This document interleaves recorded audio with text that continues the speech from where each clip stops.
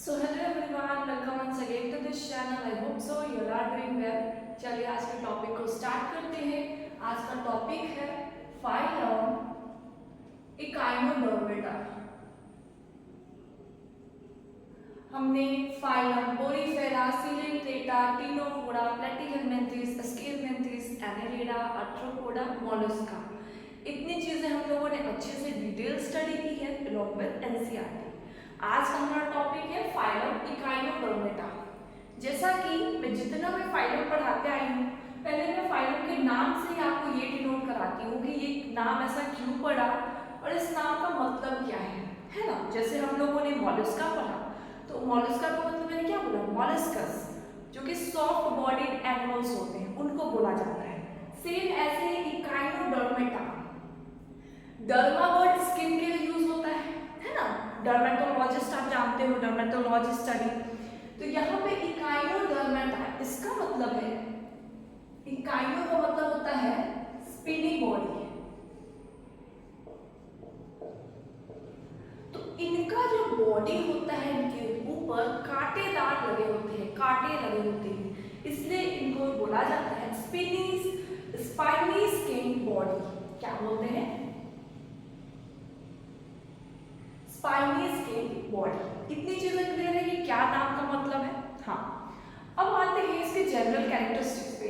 जैसा कि हम लोग पहले से करते आ रहे हैं, सबके जनरल कैरेक्टरिस्टिक्स लिखते हैं, फिर फिजियोलॉजी पढ़ते हैं और एक आध अगर डायग्राम रहता है तो उसको बनाते हैं और साथ में एनसीईआरटी की रीडिंग लगाते हैं।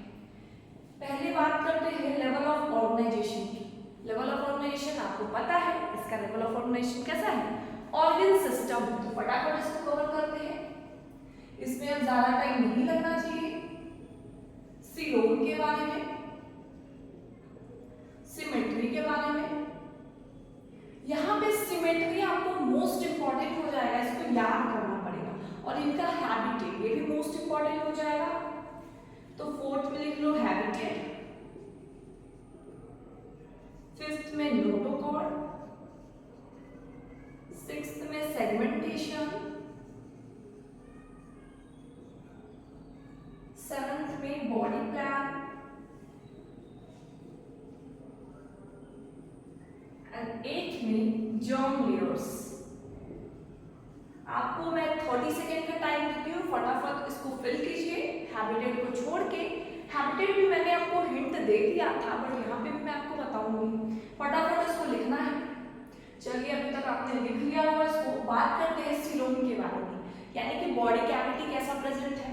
तो ये होते हैं यूसिलोमेट, यानी कि इनके पास 2 सीलोम प्रेजेंट है।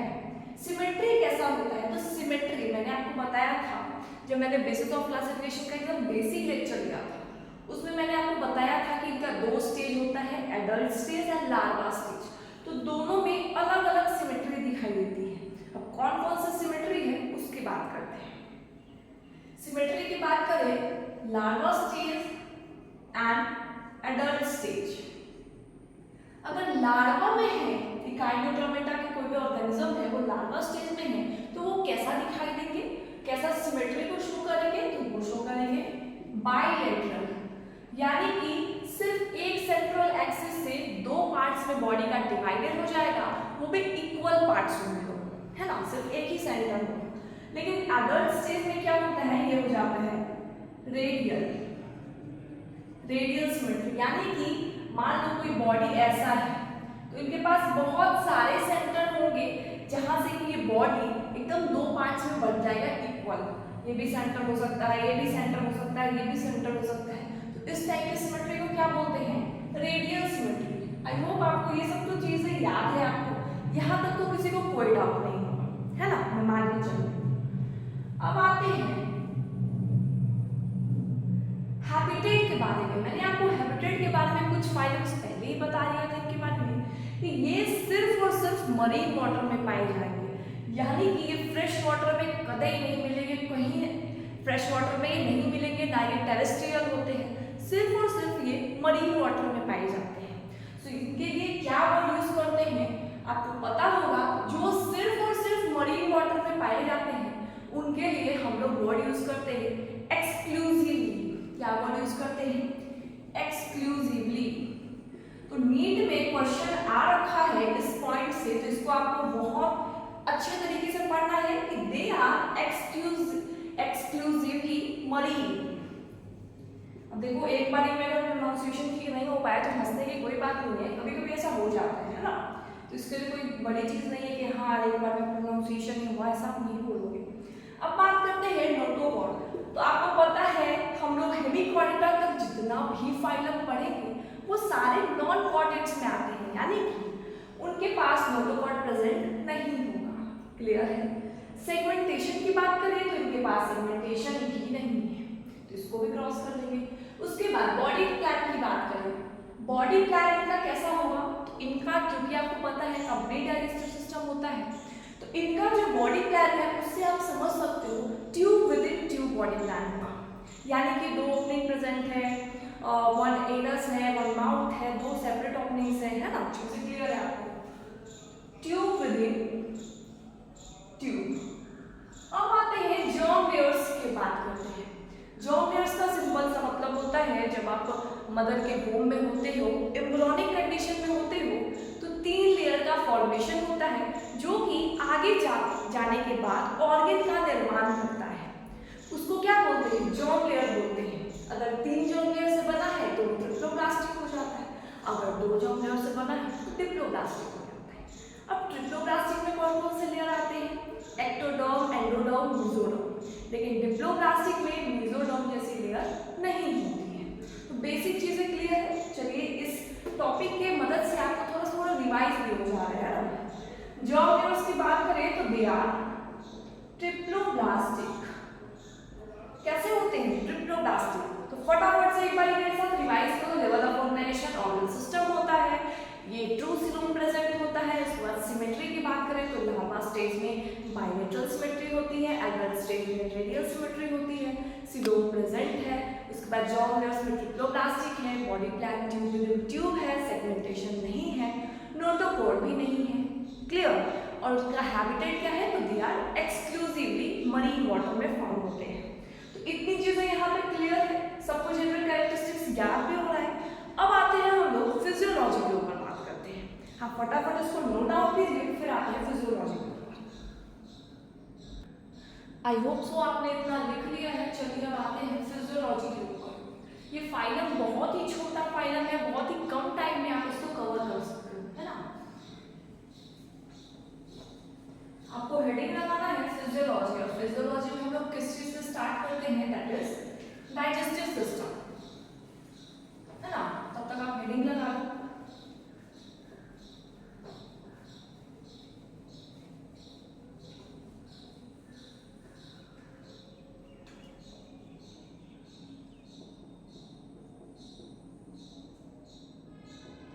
फिजियोलॉजी की बात करें तो पहले आता है डाइजेस्टिव सिस्टम।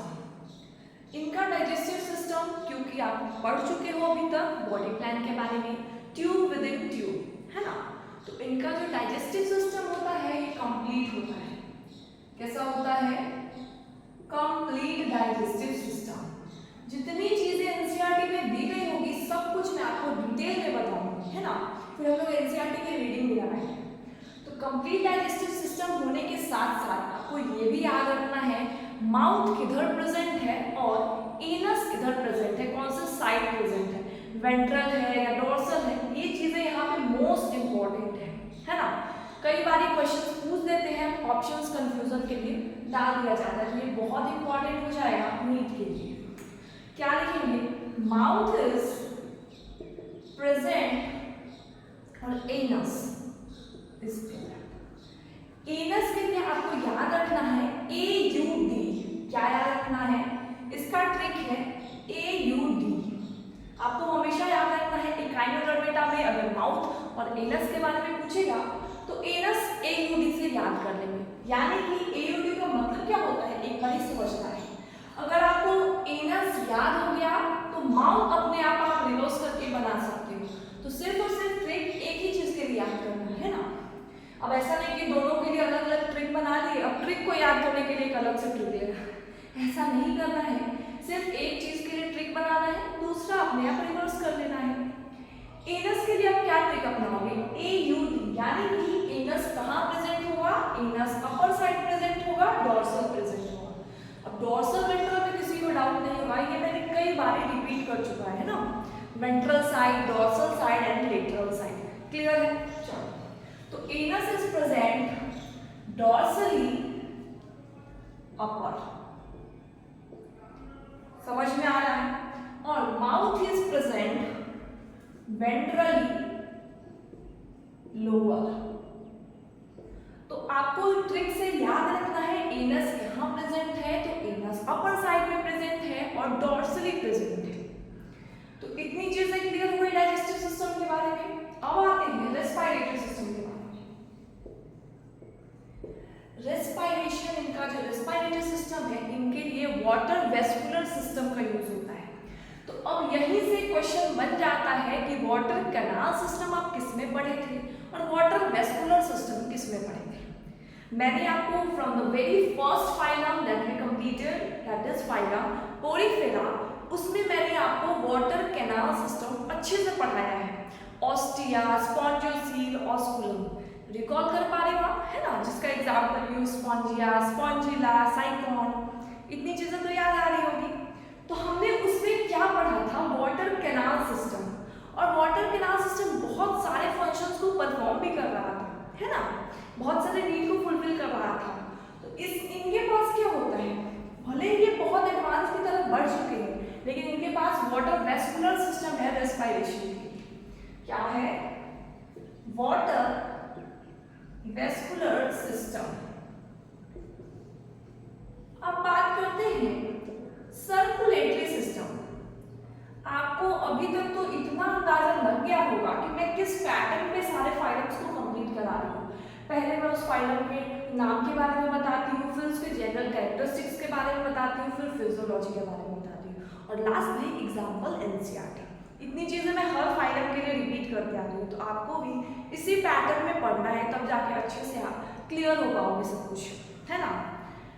सर्कुलेटरी सिस्टम के बारे में याद करो, जब मैंने बेसिस ऑफ क्लासिफिकेशन आपको पढ़ाया था तो मैंने लिखा था हेम एक्ट, याद आ रहा है सबको, है ना, हेमिकॉर्डेटा, इकाइनोडर्मेटा।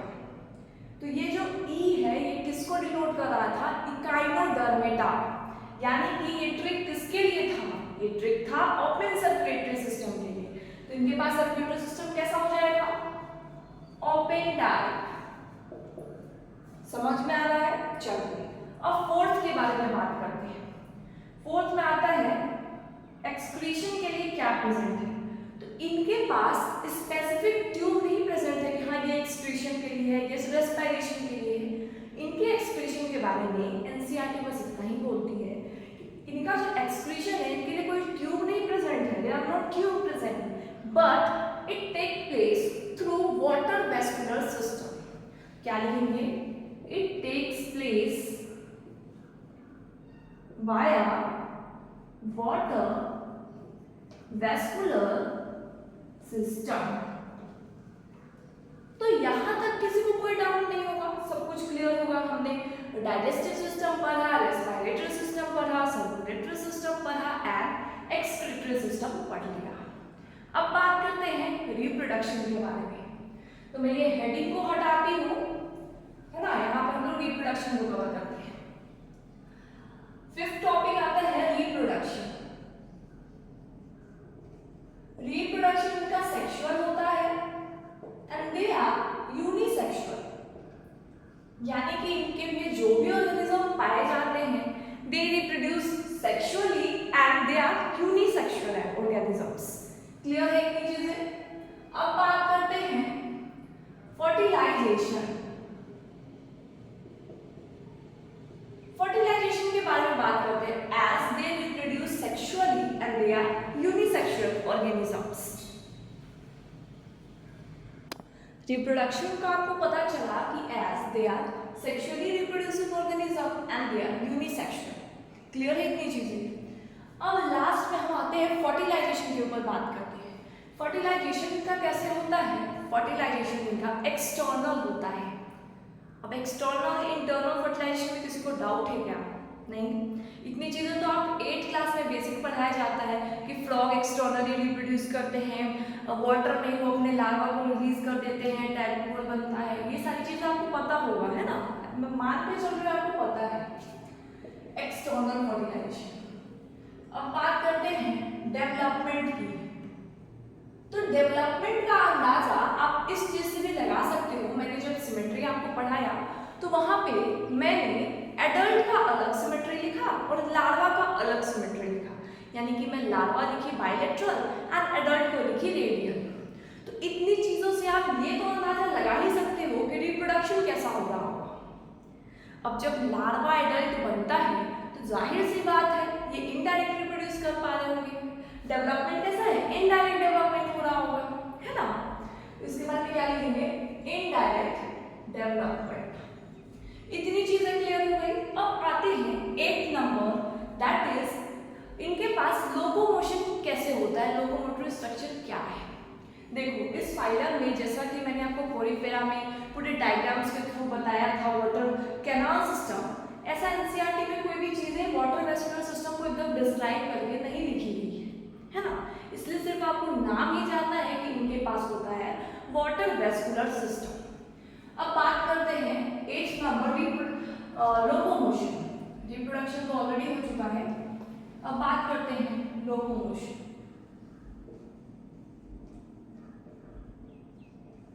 लोकोमोशन भी इनका वाटर वेस्कुलर सिस्टम के थ्रू ही हो जाता है।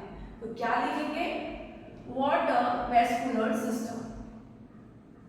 अब मैं आपको एक ट्रिक देती हूँ याद करने की। जहां कहीं भी आपके माइंड में चले इकाइनोडर्मेटा यानी कि स्पाइनी स्किन ऑर्गेनिज्म, उनके पास कांटेधारे बॉडी होंगे, है ना, वो एकदम मरीन वाटर में पाए जाए होंगे।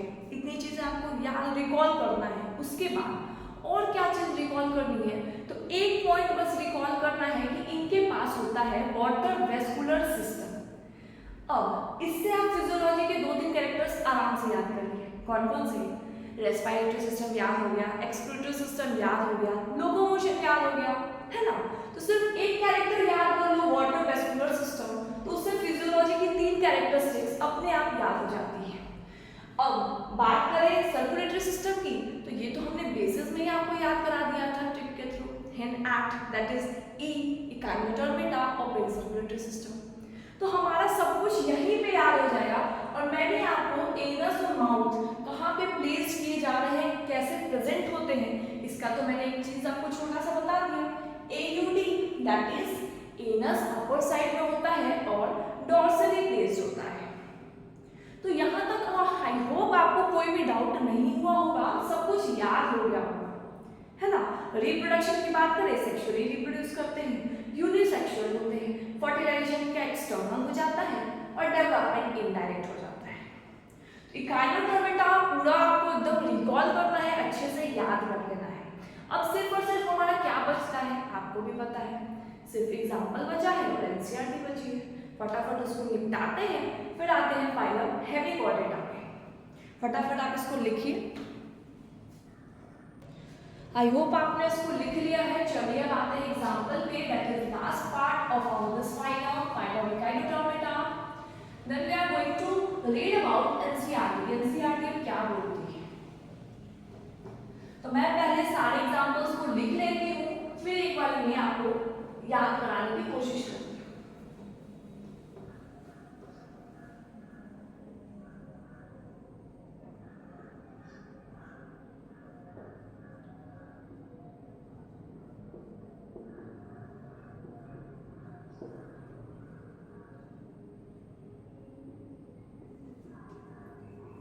तब तक आप भी लिख सकते हो।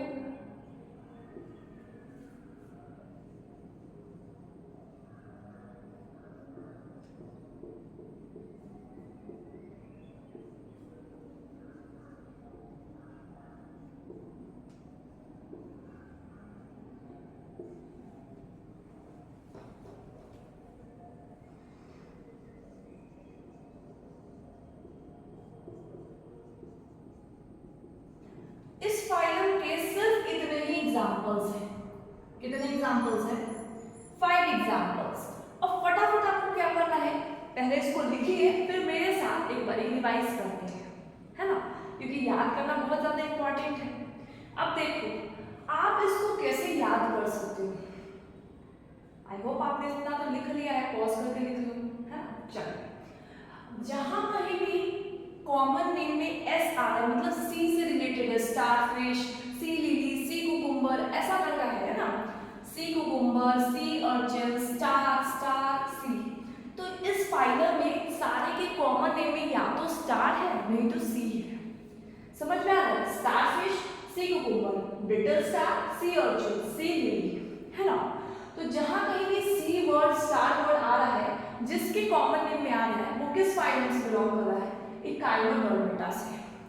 अब आपको पहले लगता होगा कि स्टारफिश को तो हम लोग मॉलस्का में कंसीडर करते थे, है ना, जहाँ पे पाइला पढ़ा आपने और भी बहुत सारे एग्जांपल्स पढ़े, तो आपको ये लग रहा होगा कि हमने तो हमेशा से स्टारफिश को समझते थे कि वो तो मॉलस्का फाइलम के हैं, बट नहीं, मॉलस्का फाइलम से ये बिलोंग नहीं करते, ये इकाइनोडर्मेटा के फाइलम से बिलोंग करते, इकाइनोडर्म से। चलिए अब इसके एग्जांपल्स को एक बार रिवाइज करते हैं, एक बार पढ़ते हैं। एस्टेरियस, जिसको आप स्टारफिश बोलते हो, कुकुमारिया, जिसको आप सी कुकुम्बर बोलते हो, ओफियोरिया, जिसको ब्रिटल स्टार बोलते हो, इकाइनस, जिसको आप सी अर्चिन बोलते हो, एंड एंटीडन, जिसको सी लिली बोलते हो। फटाफट इसको 3 बारी अभी लेक्चर के साथ पढ़ो और 3 बारी लिखो कॉपी पे, है ना। इतनी चीजें करिए, फिर हम लोग एनसीईआरटी कंटिन्यू करेंगे। फटाफट इसको कंप्लीट करिए और इसको 2-3 बारी रीड करिए। चलिए फटाफट एनसीईआरटी निकालना है, ओल्ड एनसीईआरटी की बुक है तो पेज नंबर 54 निकालना है ना। चलो, फाइलम इकाइनोडर्मेटा, हम लोग फाइलम मॉलस्का तक पूरी चीजें कंप्लीट कर चुके हैं। अगर अभी तक यहाँ तक कोई भी पॉइंट डाउट है, किसी को भी डाउट है, आप मुझे कमेंट सेक्शन में लिखना कि ये पॉइंट डाउट है ना, फिर मैं नेक्स्ट लेक्चर जब डालूंगी तो उस डाउट को कंसीडर करके डालूंगी। क्लियर है? चलिए, phylum Echinodermata, these animals have an endoskeleton of calcareous ossicles and hence the name Echinodermata, spinous body। देखो, मैंने आपको स्पाइनी बॉडी तो बता दिया था, लेकिन एक पॉइंट छूट गया हमारा कि इनके पास कैसा होता है, एंडोस्केलेटन कैलकेरियस होता है। तो आप क्या करोगे, यहाँ हेडिंग में जहाँ आपने स्पाइनी स्किन लिखा है, वहाँ पे आप एक पॉइंट और लिख लेना कि their endoskeleton is made up of calcareous endoskeleton. क्या लिखोगे? Endoskeleton of calcareous ossicles. मैं आपको चाहूँ तो एक डायग्राम बना के कहाँ पे प्रेजेंट होता है ऑसिकल्स एंड एंडोस्केलेटन, इसके बारे में दिखा सकती हूँ। मैं लास्ट में वो चीजें आपको दिखा दूंगी, है ना। चलिए, फिगर 4.14, यहाँ पे आपको फिगर भी देखना है कि कौन सी चीजें किसको लेबल की गई है। पहला स्टारफिश है एंड दूसरा ओफियोरिया है, जिसको आप ब्रिटल स्टार बोलते हो। सबको दिख रहा है यहाँ पे? तो आपको क्या करेगा एग्जामिनर, क्वेश्चंस में ये डायग्राम को दे देगा और आप क्या मार्क करोगे, स्टारफिश मार्क कर दोगे। सेकंड डायग्राम में दे देगा, आपको लगे अरे इसमें भी तो स्टारफिश जैसा दिखाई दे रहा है, स्टारफिश ही होगा, है ना। तो यहीं पे डायग्राम का मोस्ट इंपॉर्टेंट रोल हो जाता है ना। फर्स्ट वन इज स्टारफिश, दूसरा जो है वो ब्रिटल स्टार है, ओफियोरिया है। चलिए, all are marine with organ system level of organization. मैंने आपको हैबिटेट में बताया है, they are exclusively marine and they have organ system level of organization. The adult echinoderms are radially symmetrical but larvae are bilaterally symmetrical. Larva कैसा symmetry को show करता है, bilateral को, एंड एडल्ट कैसा सिमेट्री को शो करता है, that is radial. They are triploblastic and coelomate animals. इनका जर्म लेयर्स मिलके बनते हैं, so that's why they are called triploblastic and they have true body cavity present in their body, that's why they are known as coelomate animals. True coelom are present. Digestive system is complete with mouth on lower ventral side and anus on the upper dorsal side. Anus को मैंने किस चीज से याद कराया है, AUD, anus on upper dorsal side. Clear? चलिए, the most distinctive feature of echinoderm is the presence of water vascular system. Echinoderm के पास ऐसा क्या होता है जो पूरे फाइलम से इसको डिस्टिंग्विश करके बना देता है, सबसे अलग बनाता है, वो है presence of water vascular system, which help in locomotion, capture and transport of food and respiration. Physiology एक लाइन में एनसीईआरटी निपटा लेती है ना, लेकिन हमने पूरे पॉइंट वाइज में इसको बना के लिखा अच्छे से। रेस्पिरेशन में भी काम करता है, एक्सक्रीशन में भी काम करता है। उसके बाद मैंने लोकोमोशन भी आपको लिखवा दिया था। An excretory system is absent. Excretory system जो है वो एब्सेंट है, but they excrete out the waste product with the help of water vascular system. अब आते हैं, sexes are separate. That's why I said they are unisexual. Sexes are separate. Reproduction is sexual. Fertilization is usually external. Development is indirect with free swimming larva. Development जो है वो indirect होता है क्योंकि larva adult आपने देखा है। अब बात करते हैं एग्जाम्पल्स के ऊपर आते हैं। एग्जाम्पल्स में आपको स्टारफिश दिया है, सी ऑर्चिन्स दिया है, सी लिली दिया है, सी कुकुम्बर दिया है एंड ब्रिटल स्टार दिया है। इतनी चीजें क्लियर है तो हमारा इकाइनोडर्मेटा फाइलम पूरा कंप्लीट होता है। आई होप आपको सब कुछ समझ में आ गया होगा।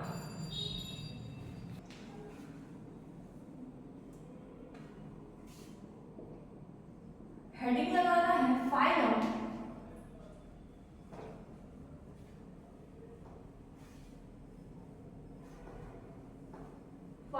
हेमिकोडेटा।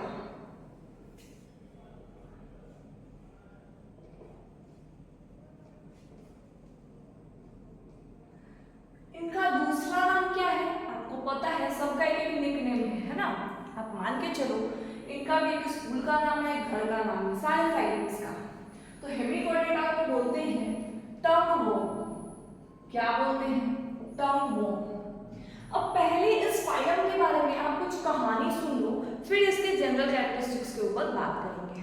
इसके बारे में क्या कहानी है, चलिए बात करते हैं। तो हेमिकोडेटा जो है, इनको हेमिकोडेटा क्यों बोला गया? देखो क्या कारण है। ऐसा है, इनको पहले कॉर्डेटा के अंदर रखा जाता था क्योंकि इनके पास भी एक रॉड लाइक स्ट्रक्चर प्रेजेंट थी, इसीलिए क्या किया गया, इनको कॉर्डेटा फाइलम के अंदर रख दिया गया। लेकिन लेटर ऑन ये पता चला कि इनके पास जो रॉड लाइक स्ट्रक्चर है वो नोटोकॉर्ड की तरह दिखते हैं, लेकिन ये नोटोकॉर्ड नहीं है, ये कुछ और है। इसको बोला गया स्टोमोकॉर्ड। इसीलिए वापस से फाइलम हेमिकोडेटा बना के इनको रखा गया कि they have a rod like structure which are similar to notochord but they are not the notochord present, है ना। they are known as stomachord, इसीलिए इनका नाम जो है हेमिकोडेटा पड़ गया। अब जैसे मान लो कोई स्टूडेंट को या को लिखना हो, मन हुआ कि ये चीज़ें मैं लिख लेता हूँ पॉइंट में ताकि मुझे बाद में ये चीज़ें रिकॉल करने में इजी हो जाए, तो मैं एक बार आपको डिक्टेट कर देती हूँ, है ना। मैं क्या बोली, earlier this phylum was placed under phylum Chordata due to a presence of rod-like structure called notochord, है ना। But later on it was found that rod-like structure was not the notochord. It was a rod-like structure, notochord-like structure, है ना, stomochord. समझ में आ रहा है? इसलिए बाद में इनको कॉर्डेटा फाइलम से उठा करके हेमिकोडेटा में पटक दिया गया। समझ में आया इतनी चीजें? चलो अब बात करते हैं जनरल कैरेक्टरिस्टिक्स के ऊपर। आपको भी पता है लेवल ऑफ ऑर्गेनाइजेशन से स्टार्ट करते हैं, पूरी चीजें हम लोग मेंशन करते हैं। तो हेडिंग लगा लो जनरल कैरेक्टरिस्टिक्स। तो आज आपका इस चैप्टर का 70 to 75% चीजें कंप्लीट हो जाएंगी, है ना। बस 20 to 25% चीजें। चलिए अब फटाफट से मेरे लिखने से पहले आपको ये कुछ चीजें इसमें से खुद से फिल करके रखना है, जैसे level of organization, germ layers, सिलो, सिमेट्री, नोटोकॉर्ड। कई को ऐसा लग रहा है वो इतना फास्ट हो जा रहा है, अरे अब लास्ट फाइनल में हम लोग आ चुके हैं, अब ये कितनी ज्यादा मैं बार बताऊंगी, ये चीजें तो 10 बार ही रिपीट हो चुकी है ना, इसलिए फास्ट जा रहा है। उसके बाद आ गया सेगमेंटेशन, उसके बाद आ गया बॉडी प्लान एंड लास्ट में आ गया हैबिटेट।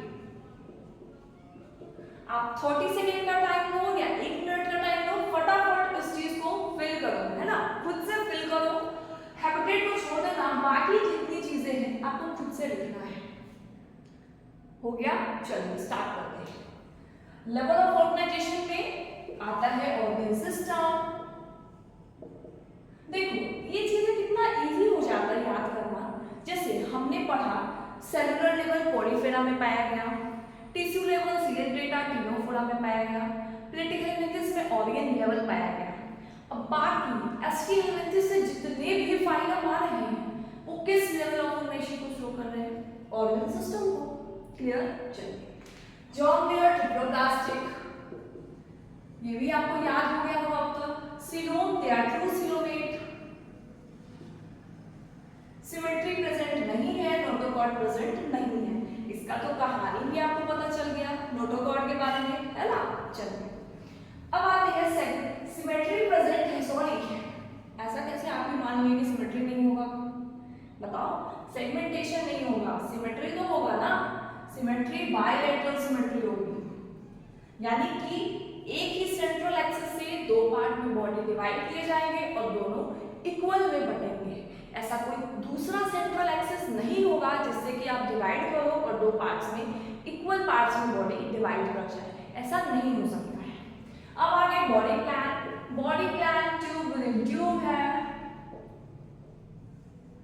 हैबिटेट कैसा है? तो हेमिकॉर्डेटा, इकाइनोडर्मेटा, इनका हैबिटेट सिर्फ और सिर्फ मरीन वाटर है।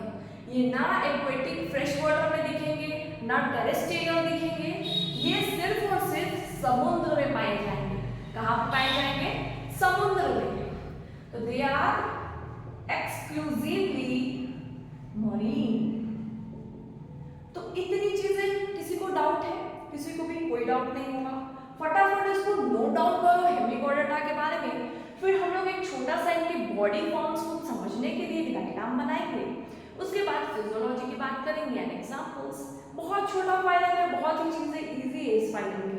इकाइनोडर्मेटा में बहुत इजी था, अब हेमिकॉर्डेटा भी इजी है। फटाफट इसको करो। आई होप आपने इसको लिख लिया है। चलिए अगर नहीं लिखा है तो वीडियो को पॉज करना है तो लिखना है।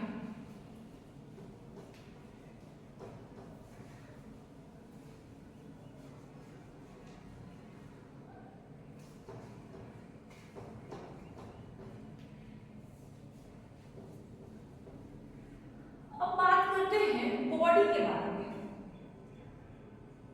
तो इनका बॉडी आपको याद करने के लिए सिर्फ एक ट्रिक अपनाना है। जैसे हम और आप क्या है? पीसीबी है ना? अब कोई पीसीएमबी भी हो सकता है, वो एक्सेप्शनल है महान विद्यार्थी। हम लोग क्या है? पीसीबी है। तो इसको याद करने के लिए पीसीटी अपनाना है। क्या अपनाना है? PCT. P stand for proboscis, C stand for polar and T stand for trunk। यहीं पे क्या प्रेजेंट होता है? स्टोमोकॉर्ड प्रेजेंट होता है। समझ में आ रहा है? किस ट्रिक से हम लोग याद कर रहे हैं? PCT। हेमिकॉर्डेटा को एक चीज से याद रखना है, PCT। Proboscis, collar, trunk.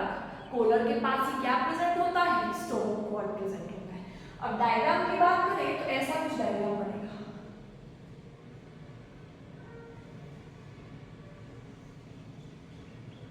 समझ में आ रहा है? सबको दिख रहा है? ये फर्स्ट पोर्शन हो गया, ये सेकंड पोर्शन हो गया और ये थर्ड पोर्शन हो गया। Proboscis, collar, trunk. अब याद करो इकाइनोडर्मेटा में मैंने क्या ट्रिक अपनाया था? हम लोग डाइजेस्टिव सिस्टम पढ़ रहे थे तो माउथ और एनस का लोकेशन याद करने के लिए क्या ट्रिक था? एनस के लिए तो मैंने सिर्फ एक ट्रिक बताई थी, AUD। एनस अपर डोर्सल, है ना? तो माउथ तो आप रिवर्स करके लिख सकते हो। सेम उसी तरीके से इस फाइलम के लिए आपको क्या याद रखना है? PCT, proboscis, collar, trunk. इनके बॉडी को याद करने के लिए अगर आप एग्जाम्पल भी याद कर लोगे तो ये चीजें आराम से याद हो जाएगी, क्योंकि इसके एग्जाम्पल सिर्फ दो ही हैं, बैलोग्लोसिस एंड सैकोग्लोसिस। इसके बारे में मैं लिखवाऊंगी। पहले आते हैं फिजियोलॉजी के ऊपर।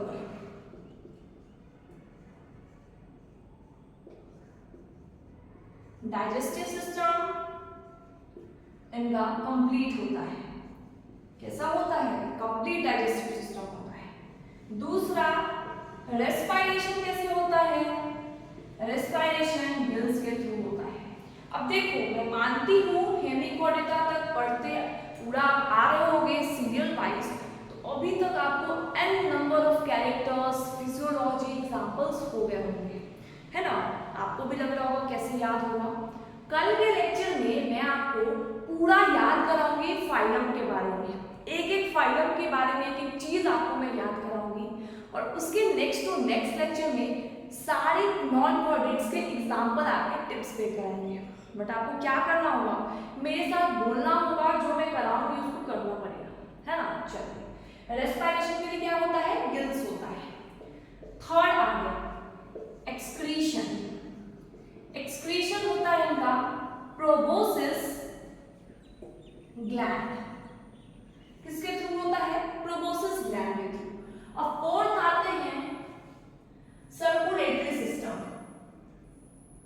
सर्कुलेटरी सिस्टम कैसा होता है, तो ये तो आपको सबको पता है, हेन एंड सिल, हेमिकोडेटा, इकाइनोडर्मेटा, इनके पास कैसा सर्कुलेटरी सिस्टम होता है, ओपन सर्कुलेटरी सिस्टम होता है।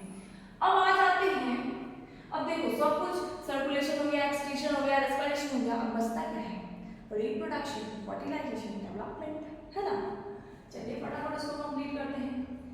रिप्रोडक्शन की बात करें तो इकाइनोडर्म्स की तरह ये भी रिप्रोड्यूस सेक्सुअली करते हैं। कैसे करते हैं, सेक्सुअल रिप्रोडक्शन जो करते हैं। और कैसे होते हैं, तो दे आर आल्सो यूनिसेक्सुअल। तो आपको एक या दो चीजों से पूरे हेमिकोडेटा को और इकाइनोडर्मेटा को आप याद कर सकते हो। सुनो कैसे। इकाइनोडर्मेटा याद करने के लिए 3-4 फाइलम्स को याद, फिजियोलॉजी को याद करने के लिए आपको सिर्फ याद करना है वाटर वेस्कुलर सिस्टम। इससे आपका लोकोमोशन कंप्लीट हो जाता है, रेस्पिरेशन कंप्लीट हो जाता है, एक्सक्रीशन कंप्लीट हो जाता है ना। इतनी चीजें कंप्लीट हो जाती है इस फाइलम के लिए। और उसके बाद इकाइनोडर्मेटा में रिप्रोडक्शन, फर्टिलाइजेशन, डेवलपमेंट जो भी था सेम हेमिकोडेटा का भी वही है। समझ में आ रहा है ना। तो रिप्रोडक्शन इनका भी सेक्सुअल है और यूनिसेक्सुअल है। They reproduce sexually and they are unisexual. बात करें फर्टिलाइजेशन के बारे में, तो इनका भी फर्टिलाइजेशन एक्सटर्नल है। जैसा इकाइनोडर्मेटा का फर्टिलाइजेशन आपने पढ़ा एक्सटर्नल है, डेवलपमेंट उनका इनडायरेक्ट है। सेम हेमिकोडेटा का भी अप्लाई करते जाओ, सब कुछ सेम है वहां पे। 7th की बात करें दैट इज डेवलपमेंट। तो डेवलपमेंट की बात करें तो ये कैसा है, इनडायरेक्ट। यहां तक किसी को कोई डाउट है, नहीं है। चलिए एक बार हम लोग फिजियोलॉजी इकाइनोडर्मेटा का रिवाइज करते हैं एंड हेमिकोडेटा का रिवाइज करते हैं। अब now you close your copy and just start revising with me, है ना।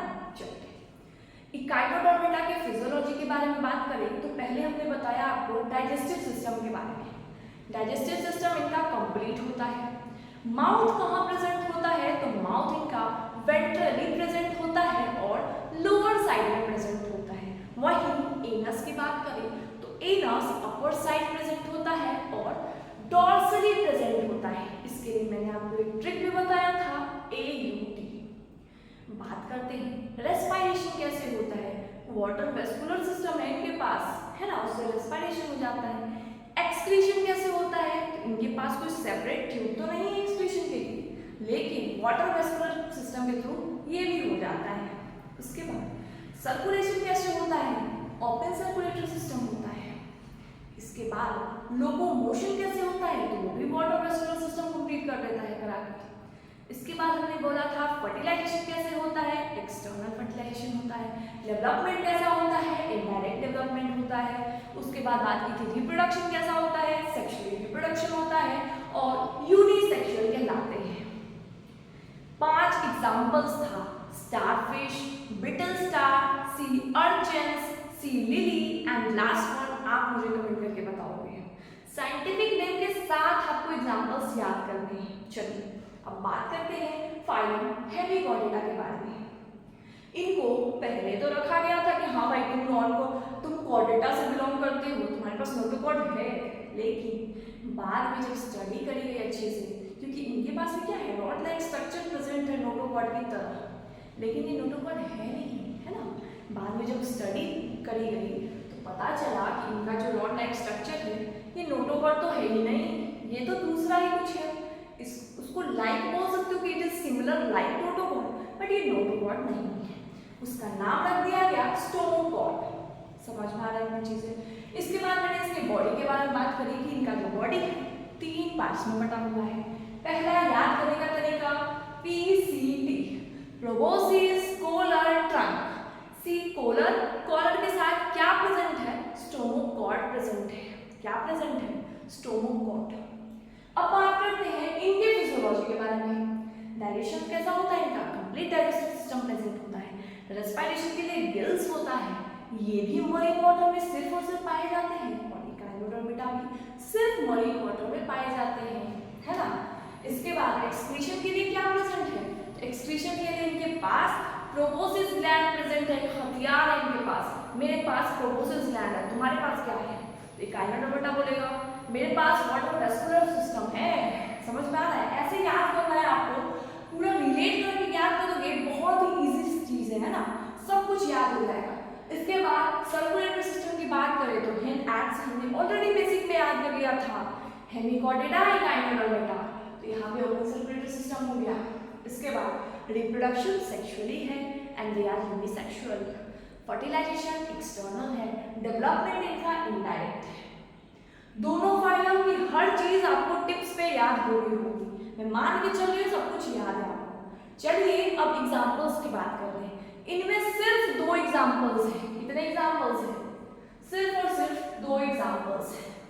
आई होप आपने इसको लिख लिया है। चलिए अब इसको मिटाते हैं। नहीं लिखा है तो वीडियो को पॉज करके थोड़ा सा लिख लीजिए, है ना। एग्जांपल्स, पहला आता है बैलोग्लोसिस, दूसरा आता है सैकोग्लोसिस। समझ में आया? सिर्फ 2 एग्जांपल है, याद हो जाएगा। चलिए याद तो करना ही पड़ेगा, एग्जाम से क्वेश्चन आ सकता है इस पे। बैलोग्लोसिस एंड सैकोग्लोसिस, इतनी चीजें क्लियर है। चलिए अब एक बार फटाफट से हेमिकॉर्डियल टॉपिक की एनसीईआरटी को निपटाते हैं, तब जाके हमारा जो नॉन कोऑर्डिनेट्स है उसमें बहुत ज्यादा कॉन्फिडेंस डेवलप होगा, सब कुछ हमारे टिप्स पे होगा। क्लियर? चलिए फटाफट से एनसीईआरटी की बुक निकालिए, पेज नंबर 54 ओल्ड एनसीईआरटी की। Phylum hemichordata. Hemichordata was earlier considered as sub phylum under phylum chordata. बहुत दुख भरा कहानी है, थोड़ा सा पढ़ लेना है कि हेमिकॉर्डिटा को पहले सब फाइलम कॉर्डिटा में रखा जा रहा था, but now it is placed as a separate phylum under non chordata. ये मोस्ट इंपॉर्टेंट लाइन हो जाता है कि अब इसको कहाँ रखा गया? नॉन कॉर्डिटा के अंदर रखा गया, है ना। चलो, hemichordates have a rudimentary structure in the collar region called stomochord. अब देखो यहाँ पे आपको rudimentary वर्ड का समझ में नहीं आ रहा होगा कि rudimentary क्या है। यानी कि वो ऑर्गन जो अब हमारे काम की नहीं है बट हमारे में प्रेजेंट है, बट हमारे काम की प्रेजेंट नहीं है। जैसे आप कॉर्नर ऑफ आई को देखोगे तो यहाँ पे आपको कुछ दिखेगा रेड रेड जैसा, है ना, वो रूडिमेंट्री हो चुकी है, उसका कोई काम नहीं है, बट हमारे यहाँ प्रेजेंट है हमारी बॉडी में, बट उसका अब काम नहीं है, वो वेस्टिजियल ऑर्गन हो चुकी है। समझ में आ रहा है? तो इसीलिए इनके पास भी एक कॉलर रीजन में स्टोमोकॉर्ड पाया जा रहा है, लेकिन वो अब रूडिमेंट्री हो चुका है, उसका कोई काम नहीं करता है। This phylum consists of small group of worm-like marine animals with organ system level of organization. ये सिर्फ और सिर्फ मरीन वाटर में पाए जाते हैं। इनका सिस्टम कैसा है? ऑर्गन सिस्टम है। अब आते हैं, इनका जो सिमेट्री है वो बायलेटरल सिमेट्री है, वो ट्रिप्लोब्लास्टिक होते हैं एंड सिलोइड एनिमल्स होते हैं। अब जब आप ये लेक्चर के दौरान ये सब याद कर लिए होंगे तो एनसीईआरटी कितना इजी लग रहा होगा। चलिए बात करते हैं। The body is cylindrical and is composed of anterior proboscis, a collar and longer trunk. Anteriorly it have proboscis gland, समझ में आया? यहाँ पर proboscis पाया जा रहा था, ये anterior side है ना, क्लियर है? उसके बाद collar, यहाँ पे trunk। उसके बाद आते हैं circulatory system is open type चलिए। Respiration takes place through gills, excretory organ is proboscis gland, sexes are separate, fertilization is external, development is indirect। Direct. Clear है? दो एग्जांपल्स दिए गए हैं, बैलोग्लोसिस एंड सैकोग्लोसिस। एग्जांपल देख लो आप। बैलोग्लोसिस का डायग्राम के थ्रू दिया गया है, तो इसको आप याद कर लोगे कहाँ पे प्रोबोसस प्रेजेंट है, कहाँ पे कॉलर प्रेजेंट है, कहाँ पे ट्रंक प्रेजेंट है। क्लियर हो चुका है ये चीजें? तो सारे फाइलम्स के डायग्राम के थ्रू आपको याद करना है ना। यहाँ पे भी डायग्राम था, यहाँ पे भी डायग्राम था, टीनोफोरा, सिकेंट्रेटा, प्लेटिहेल्मिन्थेस सब में डायग्राम प्रेजेंट है ना। इसको भी आप अच्छे से याद करोगे। तो आज का लेक्चर यहीं तक। तब तक आप पूरे नॉट कोर डेट्स को एक बार गो थ्रू कर लेना, रिवाइज कर लेना। क्लियर है? एनसीईआरटी को रीड भी कर लेना।